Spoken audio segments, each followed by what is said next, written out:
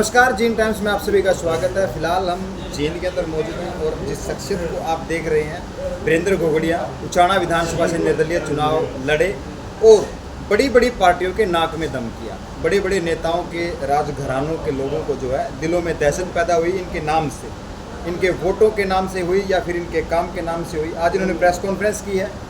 पूर्व मंत्री, केंद्रीय मंत्री वीरेंद्र सिंह के बेटे जो है ब्रिजेंद्र सिंह एक सद्भाव यात्रा निकाल रहे हैं। उस यात्रा को लेकर इन्होंने सवाल खड़े किए। इनसे खास बातचीत करेंगे कि क्यों वो सवाल इन्होंने खड़े किए हैं। प्रधान जी नमस्कार। नमस्कार आपको भी और आपके दर्शकों को। आपने सद्भाव यात्रा को लेकर के सवाल खड़े, क्या मानते हैं सद्भावना यात्रा क्यों जरूरी है? ब्रिजेंद्र सिंह ने जो यात्रा का उद्देश्य बताया, मैंने उसके ऊपर सवाल खड़े किए। यात्रा निकालो, हर आदमी का हक है, लेकिन जो बात बताकर वो यात्रा निकाल रहे हैं वो हजम होने वाली नहीं। ब्रिजेंद्र सिंह ने कहा कि मैं बीजेपी ने लोगों का भाईचारा खराब कर, उस भाईचारे को बनाने के लिए मैं सद्भाव यात्रा की। तो ब्रिजेंद्र सिंह से मैं कहना चाहूँगा कि जब बीजेपी ने लोगों का भाईचारा खराब कराया था 2016 में, जब जाट आरक्षण आंदोलन चल रहा था, जब हर जाति एक दूसरे की दुश्मन बनी थी, उस समय आपने निकालनी चाहिए सद्भाव में यात्रा। उस समय तो आपको राजनीति का त्याग नहीं है आपसे, उस समय तो राज भोग रहे थे, लड़ाई चल रहे थे। आज सद्भावना यात्रा याद है। आपने सद्भावना यात्रा निकालनी चाहिए थी जब किसानों के ऊपर लाठियाँ बरस रही थी, जब किसानों के हक छीने जा रहे थे, किसानों के आगे कांटों के तार बिछाए जा रहे थे, उस समय सद्भावना यात्रा निकालनी चाहिए। जब जरूरत थी किसानों को आपकी, उस समय आपको सद्भावना यात्रा याद नहीं। जब किसान के खिलाफ 3 काले कानून लेके आई थी बीजेपी, उस समय सद्भावना यात्रा निकालनी चाहिए थी किसान के साथ। उस समय तो आप बीजेपी के पक्ष में यात्रा निकाल रहे थे, ट्रैक्टर रैली निकाल रहे थे 80 में, और ये कह रहे थे इन किसानों को तो समझ नहीं आ रहा है इनका फायदा कितना कृषि कानून होगा। आज किस चीज़ की सद्भावना यात्रा? आज तो ऐसा कुछ बीजेपी ने कराया भी नहीं जिससे भाईचारा खराब हो जाए।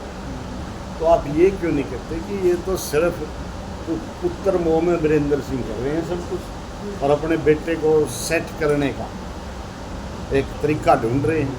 भाई हरियाणा में यात्रा निकालनी, यात्रा आप निकालनी उचाने के लोगों की बात ठाओ ना आप, जिन लोगों की वजह से 50 साल से राजनीति कर रहे हो, जिन लोगों की वजह से 5 बार आप विधायक बने हो, आपकी धर्मपत्नी विधायक बनी है, बड़े बड़े पदों पर रहे हो केंद्र में, आपका बेटा MP बना है, उन लोगों की आवाज़ उठाओ।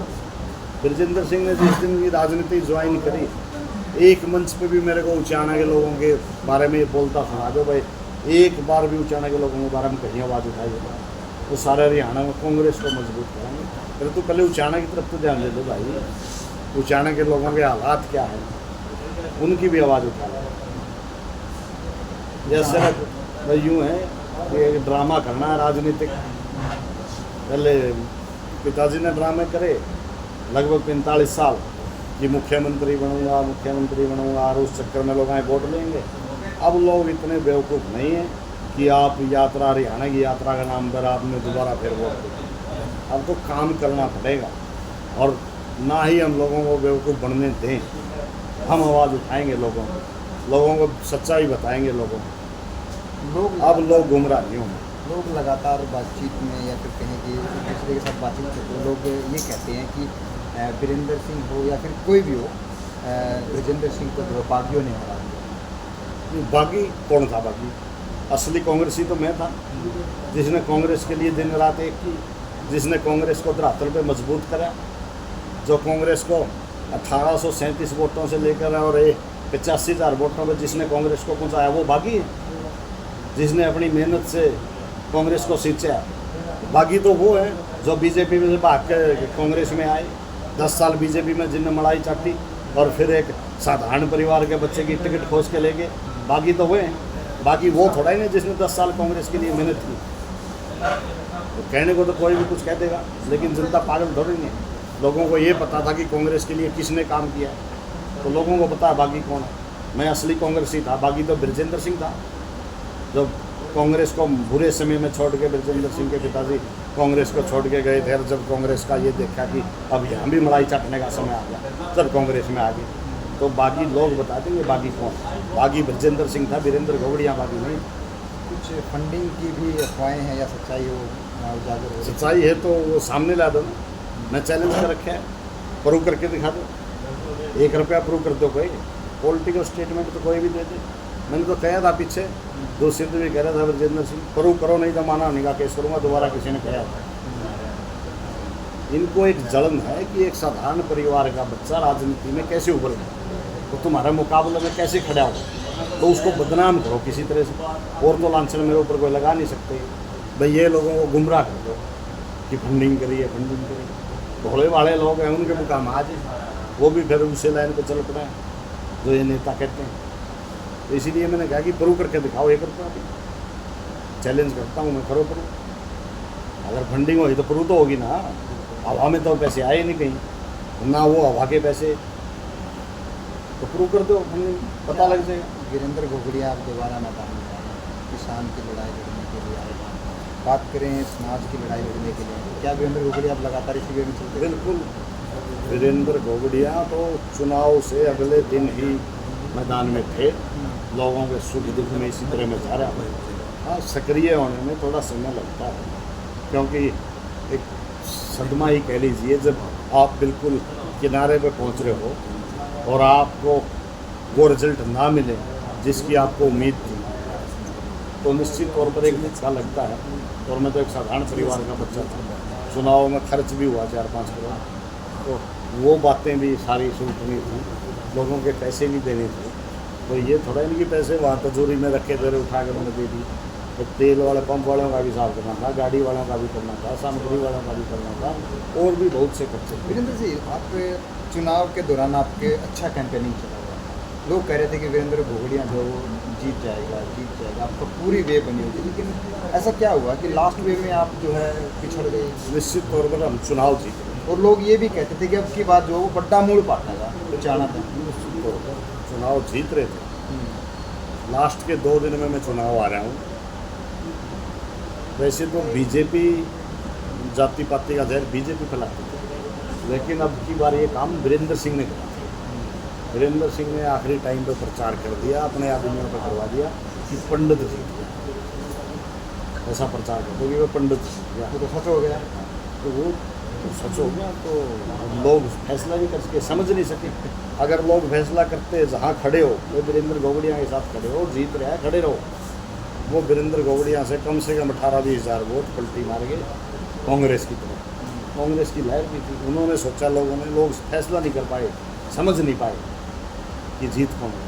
नहीं तो हम जीत रहे थे। वो उधर जाने में ब्रजेंद्र सिंह तीसरे नंबर पर था, वो वहाँ आ गया।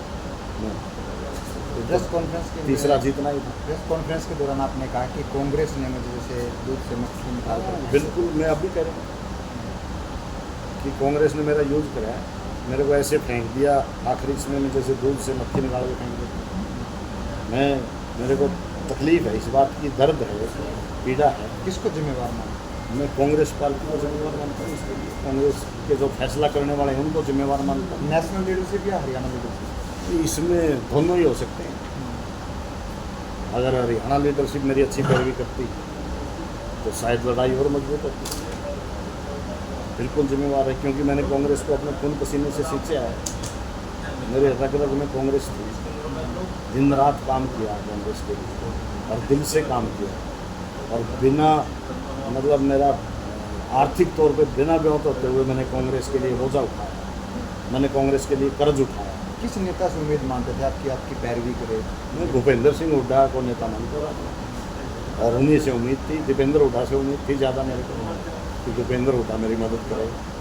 लेकिन इन टाइम में ना भूपेंद्र हुड्डा ने मदद करी, ना दीपेंद्र हुड्डा ने मदद करी। आज भी नाराज हूँ उनसे। अगर वो वैसे भी मेरी मदद करते टिकट की बजाय, तो भी मैं चुनाव नहीं आता। लेकिन भूपेंद्र सिंह हुड्डा तो के नामांकन में शामिल? बिल्कुल, ब्रजेंद्र ने और भूपेंद्र सिंह हुड्डा ने और दीपेंद्र हुड्डा ने ब्रजेंद्र सिंह की मदद करी।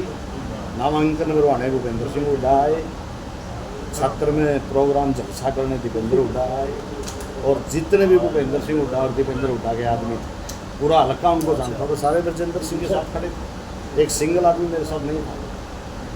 तो ये तो हर आदमी जानता है कि मदद किसकी करी। लेकिन अब ब्रजेंद्र सिंह उस बात का एहसान ना मानने, तो उसका क्या कह सकते हैं। आप कांग्रेस में थे, कांग्रेस के बड़े आला कमान के नेताओं से आपकी बातचीत थी, कांग्रेस से आप वाकिफ भी थे, बिल्कुल। कांग्रेस के नेताओं से क्या कारण था कि आप उनकी बात नहीं कर पाए इलेक्शन के दौरान? ये था कि मैं कांग्रेस का जो मेरे टिकट जिन्होंने खुशी छीनी, वो एक बड़े बाप का बेटा था। मैं एक साधारण परिवार का बच्चा था। मेरी दौड़ वहाँ तक नहीं थी जहाँ तक उनकी दौड़ थी, इसलिए आसानी से वो मेरी टिकट खुश थी। मेरी लड़ाई लड़ने वाला नहीं था। मेरे पास तो सिर्फ लोग थे, मेरे पास तो एक हथियार था कि लोग मेरे साथ थे। वहाँ वो मेरे लिए मजबूती थी और उसी आधार पे मैं कांग्रेस से हक मांग रहा था कि भाई धरातल पे लोग मेरे साथ हैं। और ये उछाना लगेगा, बच्चा बच्चा जानता है कि अगर वीरेंद्र गोगड़िया को टिकट मिलती तो लगभग 50,000 के अंतर से वीरेंद्र गोगड़िया चुनाव जीतता, इसमें कोई दो राय नहीं। उस लड़ाई में एक बड़े बाप का एक राजघराना मेरी टिकट पर उसको ले गया। तो वीरेंद्र जी, क्या ऐसा माना जाए कि कांग्रेस में बड़े राजघराने को टिकट दी जाती है? जैसे मैं आपको ये तो प्रूव हो गया, ये होता है। ज़्यादातर पे आपने काम किया। आम साधारण परिवारों के बच्चों की बजाय राजघराना के बच्चों को महत्व दिया जाता है, और ये कांग्रेस में ही नहीं, ये हर पार्टी में।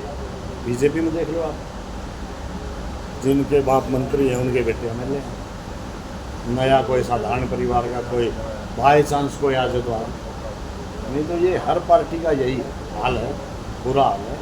साधारण परिवार के बच्चों के लिए इतना आसान नहीं है राजनीति में वहाँ पहुँचना। जब वहाँ तक पहुँचते पहुँचते वो बर्बाद हो जाते हैं, और बड़े नेता सिर्फ उनका शोषण करते हैं, यूज करते हैं, यूज एंड थ्रो का काम। क्या वीरेंद्र सिंह किसी राजनीतिक दल में शामिल हो सकते हैं आने वाले समय में? तो वीरेंद्र गोगड़िया गोगड़िया वीरेंद्र गोगड़िया का राजनीति का जो अगला फैसला है वो वीरेंद्र गोगड़िया के लोग, वीरेंद्र गोगड़िया का गांव, उसके हल्के के साथी, वो जो आदेश देंगे वो फैसला होगा। चलिए ठीक है, थैंक यू सर। तो ये थे हमारे साथ वीरेंद्र गोगड़िया, जिन्होंने उचाना विधानसभा से निर्दलीय चुनाव लड़ा और मात्र जो है वो 32,000 वोट इनको मिले। लेकिन कंपेटिटिव में बात की जाए तो सबसे बड़े चुनौती यही बने वीरेंद्र सिंह के गोगड़िया। और इनसे खास बातचीत हमने की, ये हुड्डा जिससे जो है खासे नाराज़ हैं, दीपेंद्र हुड्डा से नाराज़ है। टिकट की पैरवी जो है आला कमान के जो नेता है उनके सामने भूपेंद्र सिंह हुड्डा ने नहीं किया, ऐसा इन्होंने आरोप लगाया है। फंडिंग की बात करें तो इन्होंने कहा कि मुझे सबूत दो, फंडिंग जो आरोप लग रहे हैं इनके ऊपर कि फंडिंग हुई थी इलेक्शन के दौरान, कि मुझे सबूत दो, वरना मैं आपके ऊपर माना नहीं कहा जो है वो केस भी दायर करूँगा। तो फिर और किसी शख्सियत के साथ आपकी खास मुलाकात करवाएंगे, तब तक के लिए बने रहिए जीन टाइम्स के साथ। नमस्कार।